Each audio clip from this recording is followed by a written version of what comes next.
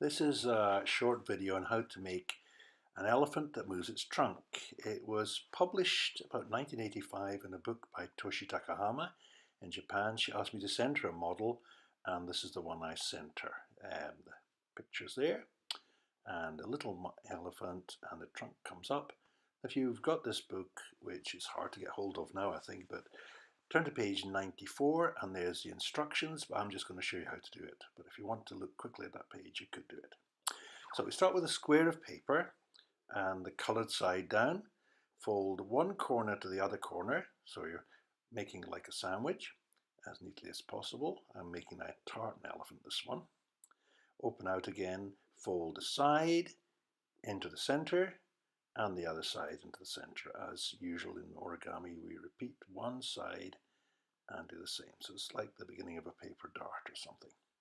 Now, with that side you folded in, I want you to fold it back out again, just the edge of it, to touch the place it was. So you kind of fold it in and then fold it back out to touch the edge again, a little zigzag. Okay. Now we're going to open it out, and I want you to fold the other two corners, the two you didn't fold together, and just crease the center. I want you to mark the center. That's the main plot. We just want that center mark. You'll see why in a minute. Watching that center mark, look at the crease where the first fold was made. Can you see where it is? That crease there. From the center to that crease is where we're going to fold. Fold over to the front, like so, and then it's going to be just a moving crease. See, there it is from the center to the edge of the first crease, and then fold it down the back. We're actually just preparing to do a reverse fold, but that will help it move when we come to that point if it creases both directions. Then open it out again and refold as you had the original one. Now as you turn it over, first put down the point almost to the bottom, within about an inch of the bottom. Put the point down and now turn it over. Folding it in half, you'll see the creases you put in will begin to take form. Can you see how they're coming around like that? You brought out the tails come out because of these two creases. And as you squash it all flat, you've almost got the beginnings of the elephant. It's upside down at the moment. I'll turn it around a little bit. There we are. Now there's the beginning of the trunk, and you see a bit of the body there. And the front legs are white at the moment. Now bring the tail round and touch it where the trunk touches the front legs. Just touch it there. Trunk and the front legs touch together, put it there, and then fold it back in a kind of zigzag, and the bottom should be parallel to the bottom of the white. That's going to be the bottom of the elephant. So to cross a zigzag fold, again fold it in the other direction, just reverse both these folds because we're going to sink that and make it like a little pleat fold. You'll see in a minute. Here we go. Open it up, and now we're just going to sink that fold like that. Yeah, there we are. Squash it flat. And that's going to make the back legs of the elephant. The very last point, just turn it round, tip it away, out of sight. I think we're going to do that first. Yeah. Here we go. Put that little point inwards, and you're going to make the feet, the back feet of the elephant.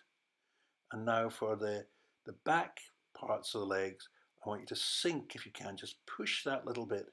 It's tricky here, but just push that bit in. Doesn't matter if you just have to fold it in, but flatten it off, make it look like a little bit more like a back leg rather than just that flap sticking out. Just push it back in, like so. Yeah, that's great. Squash it flat. Now we've got the back legs, and we've got to get rid of the tummy. There's a big flap here from the white front legs going to the back legs, and fold in as much as you can along there. There's a straight line, can you see? And we're going to do the same on the other side. Fold in all that flap as much as you can in a straight line along from the beginning of the front legs, the white beginning, to the back legs. And you should be able to get quite a little bit in there.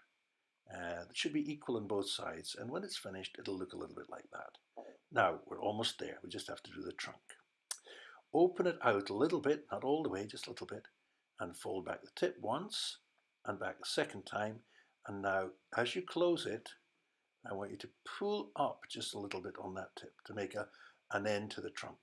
Just pull it up a little bit, that's the way. And with the trunk itself, if you squash, just slightly dimp in the top there, make a little, like a trunk shape, that's better. Now hold the front legs together and hold the place where the tail would be and gently pull, and the trunk should come up and you make the noise of the elephant.